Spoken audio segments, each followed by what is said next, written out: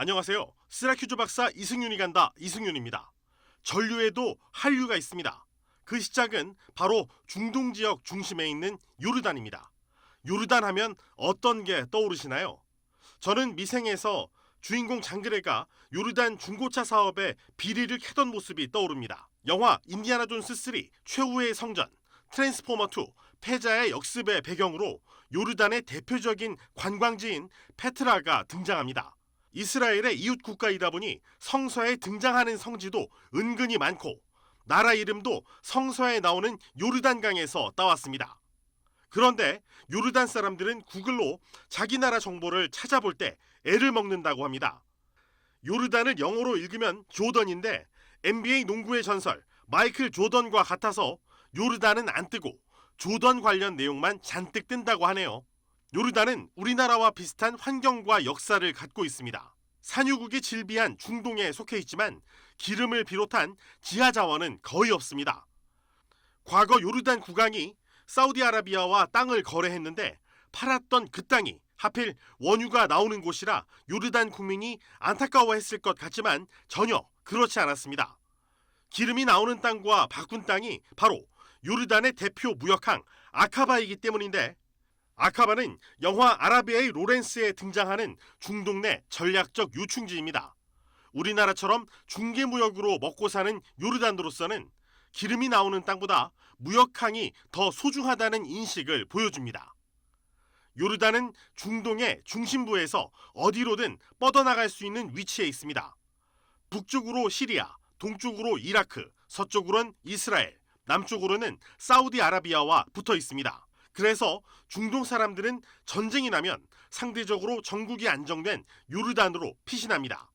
실제로 요르단 북쪽에는 내전을 피해 수만 명의 시리아 난민이 피난 와 있고, 수도 암만에는 예멘 난민들이 피난을 와 있는 상태입니다.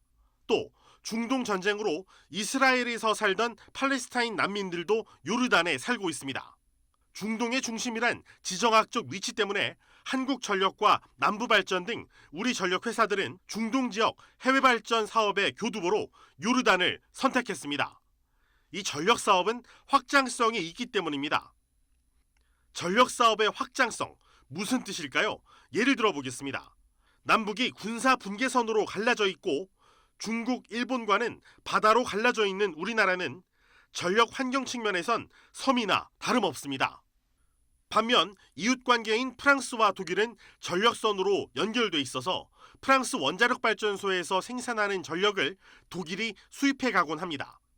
한국전력이 요르단에 진출한 이후 사우디아라비아에 진출했고, 이후 그 이웃나라인 UAE에 진출한 것도 다 그런 이유에서입니다. 같은 이슬람교라는 종교적인 공통점이 있는 데다 경제적 협력 관계가 깊은 만큼 우리가 운영하는 발전소 간의 송전도 가능하기 때문입니다. 수도 암만에서 2시간 정도를 차로 달리면 사막 한가운데 덩그러니 복합 화력발전소가 하나 서 있습니다. 바로 알카트라나 발전소입니다. 주변에 가까이 다가가니 소음이 정말 엄청납니다. 주변에 민가가 없는 이유를 알만하네요. 그래도 알카트라나 발전소는 요르단 국민으로부터 높은 평가를 받고 있습니다.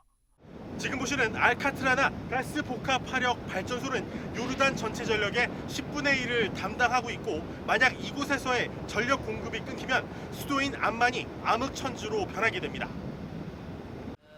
Korean people are very kind people and they are very diligent in work and they are good people to deal with here in Jordan. 그런데 복합 화력 발전이란 건 뭘까요? 발전 연료로 2가지 이상을 같이 쓰는 걸 의미합니다. 알카트라나 발전소는 가스와 경유를 같이 쓰고 있습니다. 만약 이집트 쪽 사정으로 가스 공급을 받지 못하면 경유나 중유로 발전이 가능합니다. 이렇게 안정성에 신경을 쓰는 이유가 뭘까요? 사실 알카트라나 발전소가 들어서기 전에는 요르단의 수도 암만은 전력 사정이 불안해 수시로 정전이 발생하는 불편을 겪었다고 합니다. 알카트라나 발전소는 2010년에 착공돼 2012년 준공식이 열렸는데 압둘라 요르단 국왕이 직접 참석할 정도로 큰 기대 속에 가동을 시작했고, 상업 발전을 시작한 이후 가동률은 약 96% 정도로 그 기대를 충족시켜 줬습니다. 2008년 알카트라나 프로젝트 수주 당시 경쟁은 매우 치열했습니다. 미 AES, 일본의 미쓰비시사를 제치고 사업권을 따냈는데 이는 중동에서 6번의 실패를 딛고 얻어낸 한전 최초의 중동 진출이었습니다. 전력 구매 계약은 보통 25년 동안 이뤄지게 됩니다. 알카트라나 발전소는 매년 140억 원 안팎의 순이익을 올리고 있습니다. 요르단 정부가 발전 전력 구입을 100% 보장하고 전력 요금 지급을 보증한 덕분입니다. So Kipco at that time has showed up and be supplied the new investment for this national grid, and also we have supported finance for this project, and then after that there was more stable electricity for this country and for the national grid.